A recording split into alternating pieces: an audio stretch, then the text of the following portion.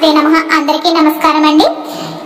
28, 29, 30, 31 తేదీలో మీకు జరగబోయేది తెలిస్తే ఖచ్చితంగా ఆశ్చర్యపోతారండి. అదృష్టం అనేది కలిసి రాబోతుంది. ఆ వివరాలు ఏంటో ఇప్పుడు వీడియోలో మనం వివరంగా తెలుసుకుందామండి. చివరి వరకు చూడండి, లేదంటే మీకు మేమేం చెప్తున్నామో పూర్తిగా అర్థమవుదు. అందుకే పూర్తిగా చివరి వరకు చూస్తే మీకు ఏం చెప్తున్నామో అర్థమవుతుందండి. అలానే జై శ్రీరామ్ అని చిన్న కామెంట్ అయితే చేయండి. ఈ రోజు మనం కేవలం జాతకాల గురించి, గ్రహాల గురించి మాట్లాడుకోవడానికి కాదు, గడిచిన కాలంలో మీరు పడిన వేదనకు, మీరు అనుభవించిన పోరాటానికి ఒక ముగింపు పలుకుతూ రాబోయే బంగారు భవిష్యత్తుకు స్వాగతం పలకడానికి మీరు సిద్ధంగా ఉండాలి.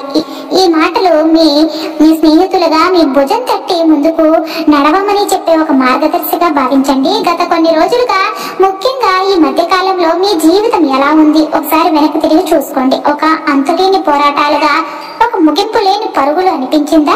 ఒక సమస్య తీరింది, అమ్మయ్య అని ఊపిరి పీల్చుకునే లోపే మరో కొత్త సమస్య వచ్చి పడిందా? కష్టపడి పనిచేస్తున్నా గుర్తింపు రాకపోవడం, ఎంత సంపాదించినా డబ్బు చేతిలో నిలవకపోవడం, ఎవరినో నమ్మి వాళ్ళు మిమ్మల్ని వెన్నుపోటు పడవడం, చిన్న చిన్న ఆరోగ్య సమస్యలు కూడా పెద్దదిగా మారి మిమ్మల్ని రోజుల తరబడి వేధించడం, ఇవన్నీ మీరు అనుభవించి ఉండొచ్చండి.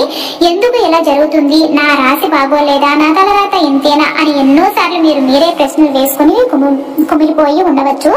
మీ బాధలో, మీ ఆవేదనలో అర్థం ఉందండి. ఎందుకంటే ఇదంతా మిమ్మల్ని పరీక్షిస్తుంది. శత్రుస్థానంలో సంచరిస్తున్నాడు. ఈ పేరు వినగానే భయపడకండి. శనిదేవుడు మనకు శత్రువు కాదు, ఆయన ఒక కఠినమైన గురువు. పరీక్షలు పెట్టి మనల్ని బలహీనతలుగా మనకు చూపించి మనల్ని వజ్రంగా తీర్చిదిద్దే గురువు. 6వ ఇంట్లో శని ఉండడం వల్ల మీ జీవితాల్లోకి దాగి ఉన్న శత్రువులు, అంటే మీ ముఖం మీద నవ్వుతూ వెనకాల గోతులు తీసేవాళ్ళు ఎక్కువయ్యారు. మీరు ఎవరి మీదైతే ఎక్కువ నమ్మకం పెట్టుకున్నారో వారి మిమ్మల్ని అపార్థం చేసుకోవడం, మీ నుంచి దూరం జరగటం జరిగి ఉంటుంది. ఆర్థికంగా చూస్తే అప్పుల భారం పెరిగి ఉండొచ్చండి. ఒక అప్పు తీర్చడానికి మరో అప్పు చేయాల్సిన పరిస్థితి కూడా వచ్చి ఉంటుంది. ఎంత సంపాదించినా ఆసుపత్రి ఖర్చులకు, కోర్టు వ్యవహారాలకు, అనవసరమైన ఖర్చులకు నెలలాగా కరిగిపోయి ఉండొచ్చు. ఆరోగ్యం విషయంలో కూడా ఒకటి పోతే మరొకటి అన్నట్టు చిన్న చిన్న సమస్యలు కూడా మిమ్మల్ని మానసికంగా, శారీరకంగా బలహీనపరిచి ఉండొచ్చండి. ఇంతటితో ఆగకుండా శనీశ్వరుడు తన విశేషమైన దృష్టితో మీ జీవితంలోని మరికొన్ని ముఖ్యమైన భాగాలను కూడా ప్రభావితం చేస్తున్నాడు. ఆయన 3వ దృష్టి మీ రాశికి 8వ స్థానం మీద పడుతుందండి. 8వ స్థానం అంటే ఆకస్మిక సంఘటనలో, వారసత్వ ఆస్తులు, అవమానాలు, దీర్ఘకాలిక అనారోగ్యాలు. శని దృష్టి ఇక్కడ పడడం వల్ల మీరు చేసే ప్రతి పనులోనూ ఆటంకాలు ఎదురవుతున్నాయండి. రావాల్సిన డబ్బు సరైన సమయానికి చేతికి అందలేదు. వారసత్వంగా రావాల్సిన ఆస్తి విషయంలో గొడవలు, చికాకులు మొదలవుతున్నాయి. మనసులో ఎప్పుడు ఒక తెలియని భయం, భవిష్యత్తు ఎలా ఉండబోతుందో అనే ఆందోళన మిమ్మల్ని వెంటాడుతూ ఉంటుందండి. చిన్న విషయానికే పక్కవారు మిమ్మల్ని అవమానించినట్టుగా, తక్కువ చేసి మాట్లాడుతున్నట్టుగా అనిపించి మీ ఆత్మగౌరవం దెబ్బతినే ఉంటుంది. ఇక ఆయన 7వ దృష్టి మీ రాశికి 12వ స్థానం మీద నేరుగా పడుతుందండి. 12వ స్థానము అంటే ఖర్చులు, నష్టాలు, నిద్ర, విదేశీ ప్రయాణాలు, ఆసుపత్రులు. శని దృష్టి ఇక్కడ ఉండడం వల్ల మీకు ఖర్చులు అదుపు తప్పి సంపాదన రూపాయి అయితే ఖర్చు 2 రూపాయలు అన్నట్లుగా తయారవుతుందండి. రాత్రులు నిద్ర పట్టని రోజులు ఎన్నో గడిచాయండి. మనసు నిండా అనవసరమైన ఆలోచనలతో, ఆందోళనలతో మంచం మీద దొర్లిపోవడమే సరిపోయింది. కొంతమందికి కోర్టు కేసులో చట్టపరమైన చిక్కులు కూడా ఎదురే ఉంటాయి. ఒంటరితనం అనే భావన మిమ్మల్ని చుట్టుముట్టి, నన్ను అర్థం చేసుకునే వారే లేరనే బాధ మిమ్మల్ని కృంగదీసి ఉంటుంది. చివరగా ఆయన 10వ దృష్టి మీ రాశికి 3వ స్థానం మీద పడుతుంది. 3వ స్థానం అంటే ధైర్యం, పరాక్రమం, తమ్ముళ్ళు, చెల్లెళ్ళు, కమ్యూనికేషన్. శని దృష్టి ఇక్కడ పడడం వల్ల మీలో ఆత్మవిశ్వాసం, ధైర్యం సన్నగిల్లాయండి. ఏదైనా ఒక కొత్త పని మొదలు పెట్టాలి అంటే, ఒక అడుగు ముందుకు వేయాలి అంటే 100 సార్లు ఆలోచించాల్సిన పరిస్థితి ఏర్పడుతుంది. నేను చేయగలనా, నేను విఫలమవుతానేమో అనే సందేహం మిమ్మల్ని వెనక్కి లాగుతూ ఉంటుంది. మీ సొంత తమ్ముళ్లతో, చెల్లెలతో, పక్కింటి వారితో కూడా చిన్న చిన్న విషయాలపై మనస్పర్ధలు, గొడవలు వచ్చి ఉంటాయండి. మీరు చెప్పాలనుకున్నది ఒకటి, వారు అర్థం చేసుకునేది మరొకటండి. అయితే మీ మధ్య దూరం పెరిగే ఉంటుంది. చూసారా, శనీశ్వరుడు మిమ్మల్ని ఎన్ని రకాలుగా పరిశీలిస్తున్నాడో. ఇవన్నీ వింటుండే అవును, ఇదంతా నిజమే, నా జీవితంలో ప్రతిదీ ఎలానే జరుగుతుంది అని మీకు అనిపించవచ్చు. మీ కష్టం వృధా పోదు. బలహీనపరచడానికి కాదు, భవిష్యత్తులో రాబోయే ఒక గొప్ప జీవితానికి మిమ్మల్ని సిద్ధం చేయడానికి ఒక బంగారు ఆభరణం తయారవ్వాలంటే బంగారం నిప్పుల్లో కాలాలి. ఒక సామెత ఉన్నట్లు అలానే శని మిమ్మల్ని కష్టాలన్నీ నిప్పుల్లో కాల్చి సాగదీసి ఒక పదునైన దృఢమైన కత్తిలాగా తయారు చేయబడుతున్నారండి. ఎందుకంటే మీ జీవితంలో ఒక అద్భుతమైన ప్రశాంతమైన అధ్యాయం మొదలు కాబోతుంది. దానిని అందిపుచ్చుకోవడానికి మీకు ఒక దృఢత్వం అవసరము. ఇప్పుడు ఆ చీకటి అధ్యాయాన్ని ముగిసివేద్దాం. ఎందుకంటే మీ జీవితం అనే ఆకాశంలో ఇప్పుడు ఒకే ఒకసారి 2 శుభగ్రహాలు ఉదయిస్తున్నాయండి. మీ భాగ్య స్థానంలో అంటే 9వ ఇంట్లో సాక్షాత్తు దేవి గురు బృహస్పతి మీ రాశికి అధిపతి సౌందర్యకారకుడైన శుక్రుడితో కలిసి కూర్చున్నాడు. ఇది సాధారణమైన యోగం కాదండి, ఇది ఒక మహారాజవరం అన్నమాట, రాజయోగం అన్నమాట. 9వ ఇల్లు అంటే అదృష్టం, పూర్వ పుణ్యం, తండ్రి గురువుల దైవానుగ్రహం, ఉన్నత విద్య, దూర ప్రయాణాలు. ఇలాంటి అదృష్ట స్థానంలో నాలెడ్జ్ కి వివేకానికి కారకుడైన గురువు మీ సొంత రాశి అధిపతి అయిన శుక్రుడితో కలవడం అంటే మీ పాలిట లక్ష్మీదేవి సరస్వతీదేవి ఇద్దరు కలిసి వచ్చి మిమ్మల్ని ఆశీర్వదించినట్టే. ఇంతకాలం ఏ అదృష్టం అయితే మీకు దూరంగా పారిపోయిందో ఇప్పుడు అదే అదృష్టం మిమ్మల్ని వెతుక్కుంటూ వస్తుంది. మోసుకుపోయిన తలుపులని వాటంతటా అవే తెరుచుకోబోతున్నాయండి. మీరు ఏ పని మొదలు పెట్టినా దానికి దైవ బలం తోడవుతుంది. మీ తండ్రి గారి నుంచి మీకు పూర్తి మద్దతు సహాయము లభిస్తుంది. వారి ఆరోగ్యం కూడా కుదుట పడుతుంది. మీ జీవితాల్లోనికి ఒక మంచి గురువు లేదా మార్గదర్శి ప్రవేశించి మీకు సరైన దారి చూపిస్తారండి. వారి సలహా మీ జీవితాన్ని మలుపు తిప్పబోతుంది. ఉన్నత విద్య కోసం ప్రయత్నిస్తున్న విద్యార్థులకు ఇది సువర్ణ అవకాశం అండి. విదేశాలకు వెళ్లాలని మీ కలలు సాకారం అవుతాయండి. మీలో దైవభక్తి విశ్వాసం పెరుగుతాయి. జీవితం పట్ల ఒక కొత్త ఆశ, ఒక కొత్త ఉత్సాహము చిగురుస్తాయండి. ఈ అద్భుతం ఇంతటితో ఆగలేదు. కూర్చున్న గురు భగవానుడు తన అమృతమయమైన దృష్టిలతో మీ జీవితంలోనికి మరిన్ని క్షేత్రాలను బంగారంగా మార్చబోతున్నాడండి. గురువు యొక్క 5వ దృష్టి నేరుగా మీ రాశి మీద అంటే మీ లగ్నం మీద పడుతుందండి. ఇంతకాలం శని ప్రభావంతో మీరు కోల్పోయిన ఆత్మవిశ్వాసం, ప్రశాంతత ఇప్పుడు రెట్టింపు శక్తితో తిరిగి వస్తుందండి. మీ ముఖంలో ఒక కొత్త తేజస్సు, మాటల్లో ఒక స్పష్టత, ఆలోచనలో ఒక ధీమా కనిపిస్తాయండి. మీ ఆరోగ్యం అద్భుతంగా మెరుగుపడుతుంది. మనసులోని అనవసరమైన భయాలు, ఆందోళనలు మాయమైపోయే ప్రశాంతత అనేది వెల్లివిరుస్తుందండి. మిమ్మల్ని చూసిన వారందరూ ఏంటి ఈ మధ్య చాలా మారిపోయావు, చాలా చురుగ్గా ఆనందంగా ఉన్నావని అడుగుతారండి. మీ వ్యక్తిత్వానికి ఒక అయస్కాంత శక్తి అనేది రాబోతుంది. ఇక గురువు యొక్క 7వ దృష్టి మీ 3వ స్థానం మీద పడుతుంది.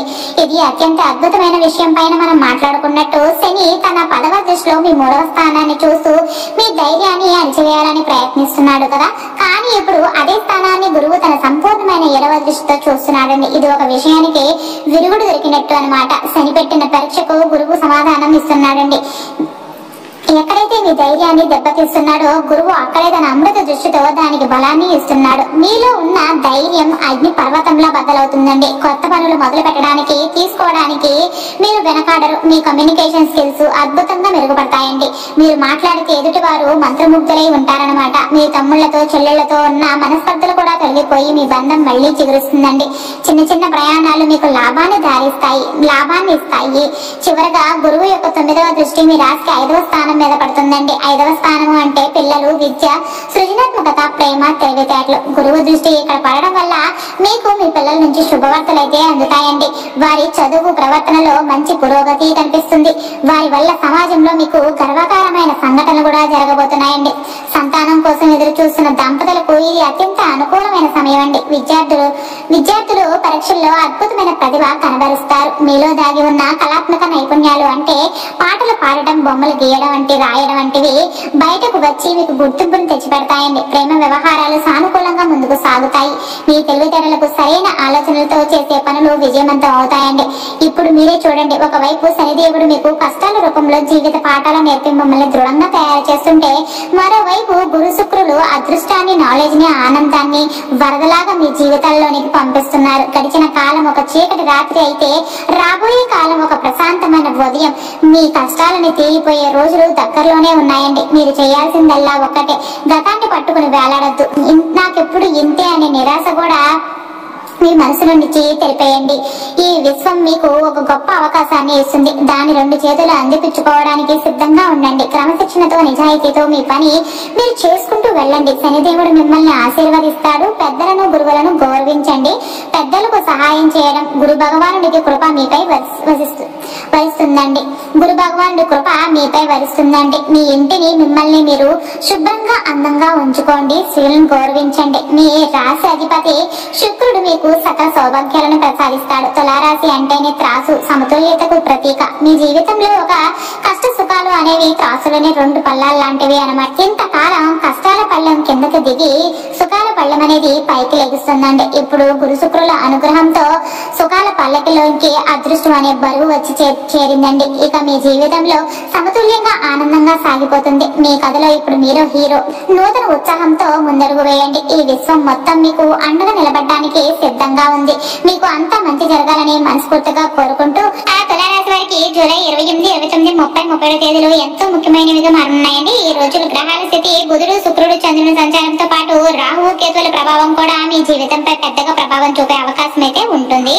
ముఖ్యంగా శుక్రుడు మీ రాశికి అధిపతి కావడంతో ఈ 4 రోజులు మీ వ్యక్తిత్వం, ప్రేమ, కళలకు సంబంధించిన విషయాల్లో మంచి మార్పులు కూడా రావచ్చండి. వాణిజ్యం, కళలు, సంగీతం, డిజైన్ ఇలా ఉన్నవారికి మంచిలు అయితే వస్తాయండి. ఉద్యోగస్తులు కూడా పై అధికారుల ఆదరణ పొందే అవకాశం కూడా ఉండబోతుంది. విదేశీ సంస్థలతో సంప్రదింపులు జరగవచ్చు. వ్యాపారులు కూడా కొత్త ఒప్పందాలు కుదుర్చుకునే అవకాశం కూడా ఉండబోతుందండి. కస్టమర్ల విశ్వాసం పెరుగుతుంది. అయితే ఖర్చులు అదుపులో ఉండకపోతే మానసిక ఆందోళన కలుగుతుంది.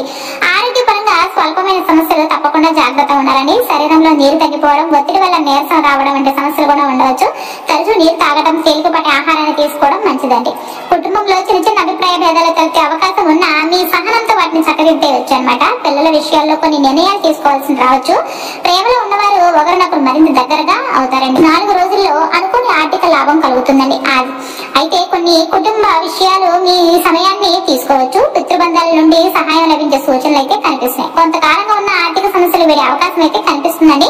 యాత్రలు జరిగే సూచనలు కూడా కనిపిస్తున్నాయి. దేవాలయ సందర్శనం మనశ్శాంతి ఇస్తుంది. ముఖ్యంగా శుక్రవారం నాడు లక్ష్మీదేవిని పూజించడం వల్ల మంచి ఫలితాలు అయితే లభిస్తాయండి. ధనం, ఆరోగ్యం, కుటుంబంలో మీరు ఆశించిన స్థాయికి చేరగలుగుతారనమాట. ఈ 4 రోజుల్లో నూతన ప్రణాళికలు సిద్ధం చేయడం, వ్యాపారంలో కొత్త మార్గాలు అన్వేషించడం మిమ్మల్ని విజయం వైపు నడిపిస్తుందండి. ఆధ్యాత్మికత పట్ల మొగ్గు చూపుతారండి. గురువారానికి గురుగ్రహ పూజలు చేయడం ద్వారా విద్య, ఉద్యోగం, ప్రయాణాల్లో మంచి ఫలితాలు అయితే పొందవచ్చు. పూర్వపుణ్య ఫలితంగా కొన్ని విషయాల్లో అదృష్టం కలుగుతుందండి. ప్రతికూలమైన పరిస్థితుల్లో ధైర్యంగా నిలబడగలగడం మీ ప్రత్యేకత అనమాట. ఈ 4 రోజుల్లో పునఃసిద్ధం చేయాల్సిన అవసరం అయితే ఉంటుందండి. ఎవరి మాటలకి కూడా తల వంచకుండా మీ లక్ష్యాన్ని గమనించి నడుచుకుంటే మంచి విజయాలు అయితే పొందగలుగుతారు.